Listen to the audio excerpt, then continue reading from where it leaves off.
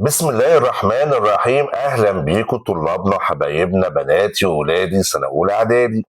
هناخد حاجه النهارده شيقه جدا وحاجه موجوده في حياتنا الايام ديت، حاجه اسمها الامطار الحامضيه.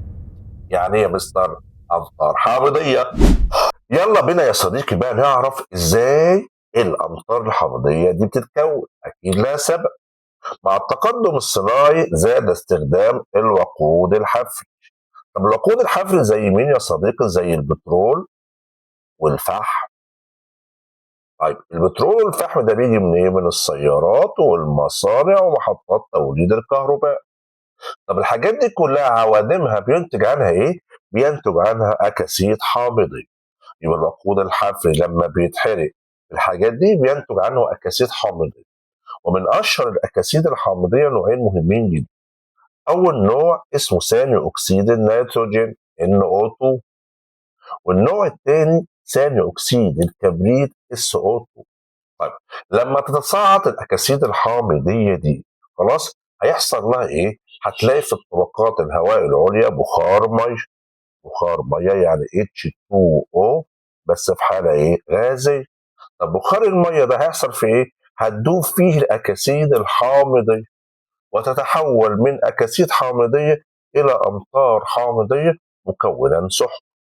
طب السحب دي تسقط مع الامطار، بس الامطار هنا بقى مش هتبقى امطار نقيه، لا ده امطار مختلط بيها الاحماض، عشان كده بيسموها امطار حامضيه. وده عندك ثاني اكسيد الكبريت و NO2 اللي هو ثاني اكسيد النيتروجين.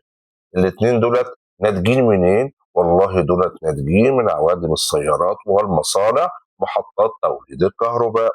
صعدوا في الهواء لقوا فوق بخار المية، حصل ما بين الاتنين دولت ودولت ذوبان مكونا أمطار حامضية وسحب، فتسقط إلى الأرض أو ترجع تاني للأرض على هيئة أمطار حامضية.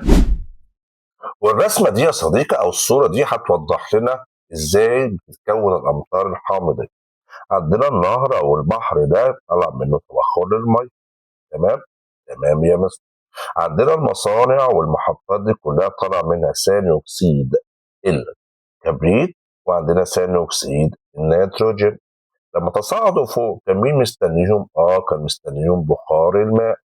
فتكون ايه؟ اللي هو ثاني اكسيد النيتروجين لما اتحد ببخار الميه اعطانا حمض النيتريك HNO3. اما ثاني اكسيد الكبريت لما اتحد ببخار الميه كونا حمض الكبريت.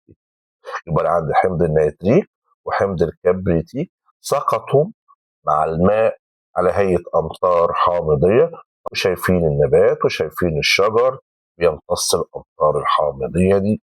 بنركز تاني. ثاني أكسيد النيتروجين هيتحد ببخار المية هيدينا حمض النيتريك. ثاني أكسيد الكبريت هيتحد ببخار المية هيدينا حمض الكبريتيك. يبقى كده السحابة والأمطار هيبقى فيها أمطار حامضية. الأمطار الحامضية هتسقط على الأرض حيث الأشجار والنباتات. طب إيه يا صديقي بقى أضرار الأمطار الحامضية؟ عد معايا. أول حاجة هتدمر لي الغابات. طبعا حاجة مية مش نظيفة أو مية فيها تلوث كيميائي. تاني حاجة تآكل أحجار المباني. الواجهات بتاعت التماثيل وبتاعت البيوت هيحصل لها تآكل نتيجة التفاعل مع المواد الكيميائية الحمضية. ثالث حاجة الأضرار بالكائنات التي تعيش في المسطحات المائية اللي هي السمك وما خلافه والكائنات البحرية. ما هيسقط عليها ماء والماء ده محمض طبعا هيضرها. آخر حاجة الإضرار بصحة الجهاز التنفسي في الإنسان، عشان في حاجة غريبة، الأمطار ساقطة فيها مواد حمضية.